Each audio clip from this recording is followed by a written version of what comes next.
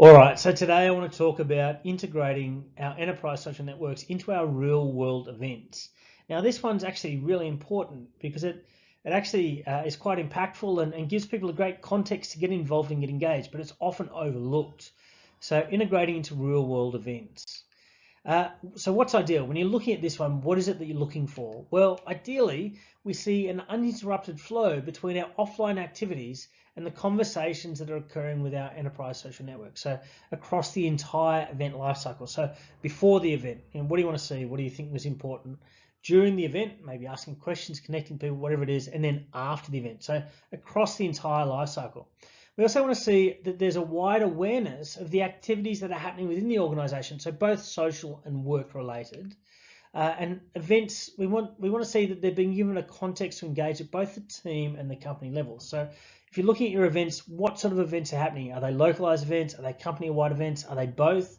Or events, what does it look like? So it could literally be Q&As in different conferences. It could be meeting minutes, these sorts of things, and stand-ups from each day. It could be around putting training materials up, or even things like social events, scavenger hunts, and those kinds of things. So we want to see that the real world events are just playing out quite naturally within this space. So how do you know if it needs work? Really, quite simply, is that they're either entirely missing, or they're included as if by accident. So occasionally someone mentions it in passing, or maybe there's a burst of an event, then there's nothing. It's really what we're looking for is how consistent are we, right? If it's not consistent, if it's missing, we've got an issue. If it's not consistent, we've got an issue. And if events included by, say, a narrow band of people, so maybe they're happening quite a lot, but it's the same people all the time, same events, it's not widespread, then we know we've got an issue, we've got work to do. So what's the impact of not getting this right to the community? Really simply, it means that people have less of a reason to go there, right?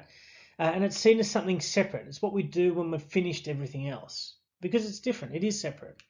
And it decreases the presence of unique and real-time information that acts as an incentive for people to participate. So if we've got that, if the real-world event is happening and that information is getting cranked through that channel, absolutely, there's an increased incentive to get there because the information there is current, it's content, it's current content, and it makes it harder to engage. It's the other thing, because if we've got an event and you're going to engage in the event and you're part of it, then for people that aren't familiar with social, it becomes a really easy thing to get involved and ask a question, right? Because there's a context for use. That's now missing. It makes it harder to engage. So what are the causes of this going wrong? Well, there's usually a lack of education, people are time poor, or there's no resourcing around how to do it. So there's a lack of planning and all this kind of stuff. So what do we do about it? Look, what we want to do is we want to normalize the use of enterprise social as part of our event cycle, right? So start to look at your team events, so team meetings, daily stand-ups, even social activities amongst the team, and look at how you can include it. Also look for shared events like education sessions, conferences, town halls, company celebrations, those sorts of things, and look at how you can start to include this as part of that. Remember, we talked about the event lifecycle, before, during, and after. And also look at societal events. I think they're a good one that can get people on board, like the World Cup, the Olympics, those sorts of things. If we start to build a conversation around these sorts of things, often it brings people in that we didn't expect.